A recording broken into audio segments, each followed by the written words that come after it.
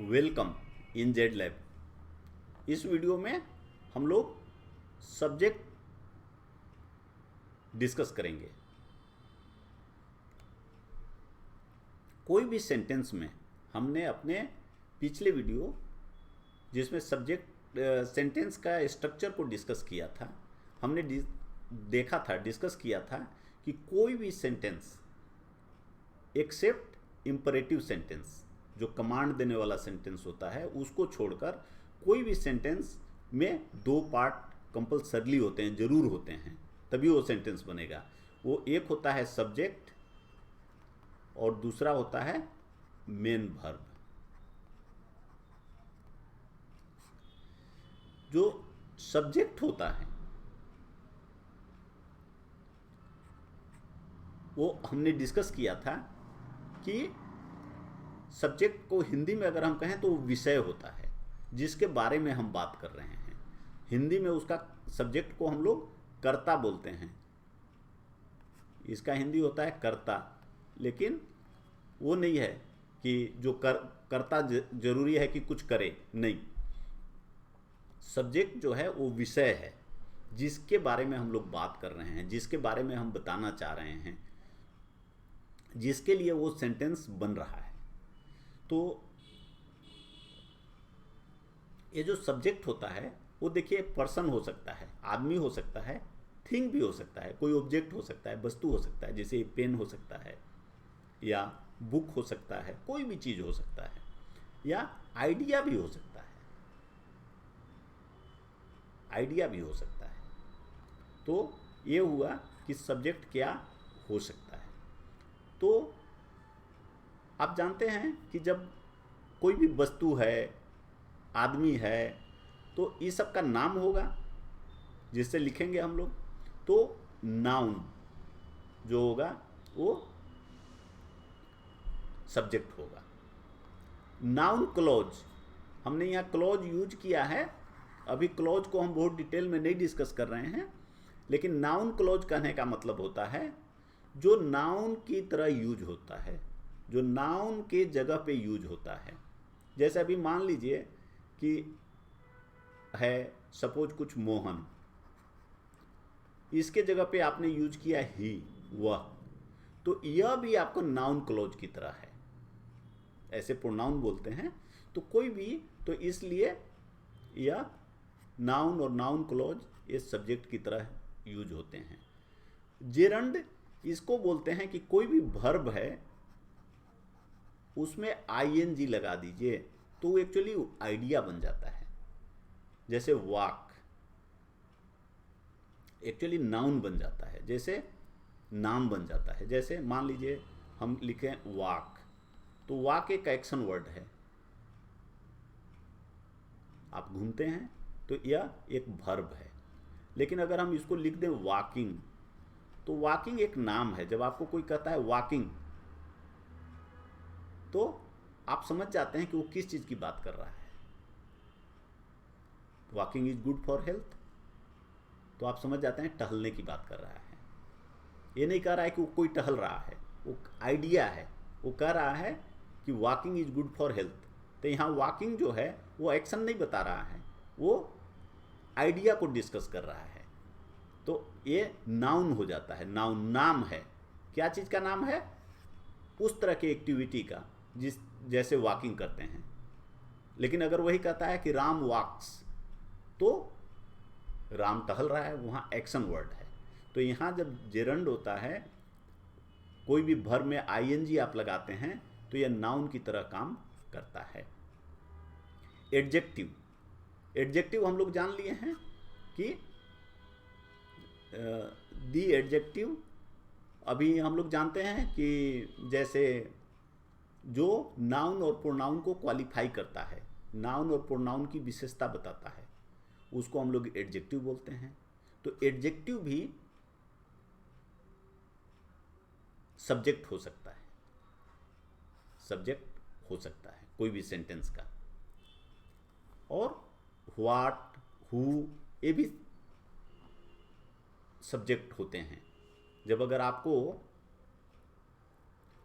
यही चीज, यही विषय बन जाता है। बहुत समय ऐसा होता है कि आपके लिए व्हाट और हु यही सब्जेक्ट बन जाता है, यही विषय बन जाता है जिसकी आप बात कर रहे हैं कोई सेंटेंस में, तो उस समय यह सब्जेक्ट बन जाता है। और कभी कभी ऐसा होता है कि कोई सब्जेक्ट होता ही नहीं है, तो ऐसे सेंटेंसेस, ऐसे केस को हम लोग बोलते हैं एम्प्टी। एम्प्टी का मतलब होता है खाली, एम्प्टी सब्जेक्ट, कि अब उसको कोई सब्जेक्ट ही नहीं मिल रहा है। तो उस केस में इंग्लिश में ईट और देयर यूज करते हैं। अब जैसे मान लीजिए हम लोग कहते हैं 6 बज रहा है, तो इसमें कोई इंग्लिश में अगर आप बनाइएगा तो इसलिए इसको हम लोग लिखते हैं इट इज 6 o'clock। तो यह अभी 6 बज रहा है, तो इट इज 6 o'clock। तो ये हमने अपने से, चूंकि हम जानते हैं कि कोई भी सेंटेंस पूरा नहीं होगा अगर उसमें सब्जेक्ट नहीं है, तो सब्जेक्ट यहाँ कुछ है नहीं, तो हम लोग अपनी ओर से जोड़ देते हैं इट इज। जैसे पानी बरस रहा है, तो रेनिंग का मतलब ही होता है पानी का बरसना। रेन जो वर्ड है, रेन, इसका मतलब ही होता है पानी बरसना। लेकिन अब यहाँ सेंटेंस नहीं है, सॉरी सब्जेक्ट नहीं है, तो हम लोग क्या कहते हैं, कहते हैं इट इज रेनिंग। जहाँ कोई सब्जेक्ट नहीं मिला तो हम लोग बोल देते हैं इट इज रेनिंग, तो मतलब वर्षा हो रही है। और लेकिन हम लोग ये भी समझना है कि देयर भी एम्प्टी सब्जेक्ट है, तो आखिर देयर इज रेनिंग हम लोग नहीं बोलते हैं। तो जो जिनका इंग्लिश मदर टंग होता है, जो इंग्लिश में शुरू से बातचीत करते हैं, उनको ये चीज़ समझने की ज़रूरत नहीं होती। लेकिन जो हम लोग नॉन इंग्लिश नेटिव लोग हैं, जो शुरू से इंग्लिश परिवार में नई बातें करते, शुरू से नई बातें करते, तो उसमें ये समझना ज़रूरी होता है कि देखिए जो ईट होता है वो कहाँ यूज होगा और देयर कहाँ यूज होगा। तो जैसे देयर, यह जो देयर होता है ये एग्जिस्टेंस बताता है, एग्जिस्टेंस और नॉन एग्जिस्टेंस। कोई चीज़ हो रहा है और नहीं है। अगर है तो कहीं है, जैसे मान लीजिए कहेंगे कि there is a mosquito on your face, तो मच्छर फेस पर है, आपके फेस पर है, तो इसको कैसे कहेंगे, देयर इज, क्योंकि कोई सब्जेक्ट उस केस में बनता नहीं है, तो हम कहेंगे देयर इज, क्योंकि वहाँ एग्जिस्टेंस, कोई चीज़ का होना बताता है, एग्जिस्टेंस की एग्जिस्ट कर रहा है, वहाँ पे वो चीज़ है, तो देयर इज यूज करते हैं। अदरवाइज बाकी सब जगह ईट यूज करते हैं। तो जैसे टाइम है तो यूज करेंगे, वेदर है, इट इज़ वेरी कोल्ड, तो इसका यूज करते हैं। डिस्टेंस है, इट इज़ फार ऑफ, यह बहुत दूर है, तो डिस्टेंस, ये सब के केस में ईट यूज करते हैं। तो आप ये समझ लें कि जहाँ भी एग्जिस्टेंस की बात होगा, कोई चीज़ का की होना है, तो हम लोग देयर का यूज करेंगे।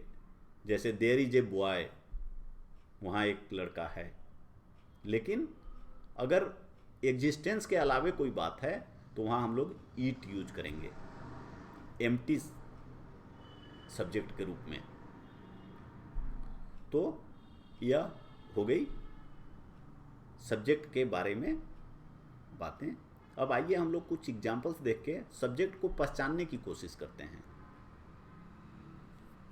अभी हमने देख लिया है कि सब्जेक्ट जो है आदमी भी हो सकता है, थिंग भी हो सकता है, आइडिया भी हो सकता है।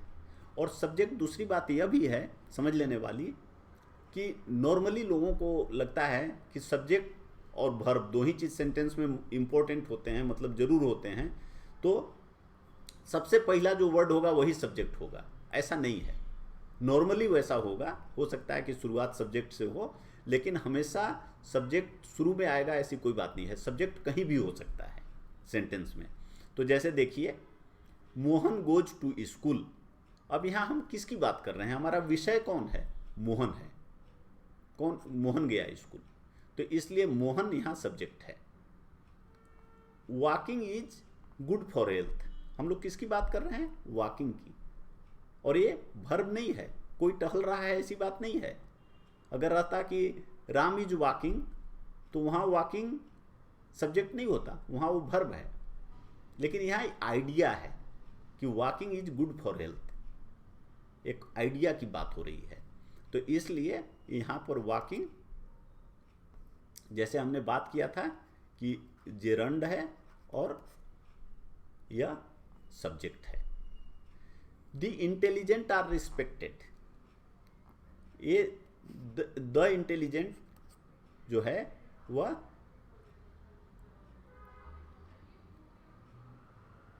सब्जेक्ट है। ये क्या है? बेसिकली एडजेक्टिव है। हमने पहले देखा था कोई भी इंटेलिजेंट आदमी मतलब आदमी की विशेषता बताता है, इसलिए यह जब ऐसे आप कहते हैं द इंटेलिजेंट आर रेस्पेक्टेड, तो मतलब आप इंटेलिजेंट मेन और वुमेन आर रेस्पेक्टेड। इंटेलिजेंट जो पुरुष होता है या स्त्री होती है उसका रेस्पेक्ट होता है, आप ये कहना चाहते हैं। What is this? अब जैसे मान लीजिए यह सेंटेंस है, व्हाट इज दिस, तो यहां विषय क्या है? दिस। जैसे हम कहें व्हाट इज दिस, तो हम किसकी बात करना चाह रहे हैं? हम जो ये पूरा सेंटेंस बना रहे हैं, जो बोल रहे हैं, क्यों बोल रहे हैं? क्योंकि हम इसके बारे में जानना चाह रहे हैं, तो हमारा विषय यह है। तो ऐसे सेंटेंसेस में अच्छा से आपको समझना है कि दिस जो है वह सब्जेक्ट है। लेकिन हम कहें व्हाट शुड आई डू, अब हम अगर पूछ रहे हैं आपसे कि व्हाट शुड आई डू, हमें क्या करना चाहिए, तो यहाँ विषय क्या है? हम क्यों ये सेंटेंस कर रहे हैं, क्यों हम आपसे बात कर रहे हैं? यह जानने के लिए कि हमें करना क्या चाहिए, क्या करना चाहिए। तो करना तो आप जानते हैं वर्ब होता है, तो सब्जेक्ट क्या होगा? व्हाट, क्या करना चाहिए, तो यह सब्जेक्ट होगा। ये सब में बहुत कंफ्यूजन होते हैं, तो आप बिल्कुल सब्जेक्ट को कर्ता से मत जोड़िए कि करने वाला करता है, वैसी बात नहीं है। विषय किसके बारे में, आप क्यों वो सेंटेंस लिख रहे हैं या बोल रहे हैं, वो जिसके लिए वो सब्जेक्ट को आप बोल रहे हैं या लिख रहे हैं वह सब्जेक्ट है। जैसे हु आर यू, तो ये क्यों बोला जा रहा है? कोई जो बोल रहा है वो क्यों बोल रहा है? क्योंकि वो आपके बारे में जानना चाह रहा है। तो यहाँ यू जो है सब्जेक्ट है। Who invited you, again invited जो है ये वर्ब है, और यू वो क्यों बोल रहा है? क्योंकि वो जानना चाह रहा है कि आपको किसने इनवाइट किया, तो विषय आप हैं। दिस इज ए बुक, तो यहाँ सब्जेक्ट कौन है, विषय कौन है? बुक। तो ये बुक सब्जेक्ट हो गया। ये थिंग है, तो पर्सन भी हो सकता है, थिंग भी हो सकता है, आइडिया भी हो सकता है। अब देखिए हमने जैसे एम्प्टी का बात किया, तो जैसे मान लीजिए अगर आपसे कहे कि इट इज 6 o'clock, तो इसमें सब्जेक्ट क्या है? It is. It is raining, subject क्या है? It is. हमने बताया, बात किया कि यह ईट है, एक्चुअली यह ईट एंड इज है। तो इज जो है वर्ब है और ईट जो है वह सब्जेक्ट है। उसी तरह यहाँ भी ईट्स करने का मतलब है ईट प्लस इज, तो ईट सब्जेक्ट है। टेंस में हम लोग सब्जेक्ट को आसानी से आइडेंटिफाई कर सकते हैं, और सब्जेक्ट को आइडेंटिफाई करना इसलिए ज़रूरी है कि जब आपको पूछा जाएगा क्वेश्चन, बहुत सारे समय आपको आता है एरर आइडेंटिफाई करना, कि एरर पहचानिए इसमें कहाँ है। तो जो वर्ब होते हैं या आगे चीज़ें होती हैं वो एक्चुअली सब्जेक्ट के अनुसार होना होता है। तो अगर हम सब्जेक्ट ही नहीं पहचान पाएंगे तो हम ये कैसे समझेंगे कि वर्ब उसके अनुसार चल रहा है, उसके साथ एग्री हो रहा है, उसके साथ एग्रीमेंट में है या नहीं। इसलिए यह बहुत ज़रूरी है कि हम लोग सब्जेक्ट को पहचानना सीखें। Thanks, good luck.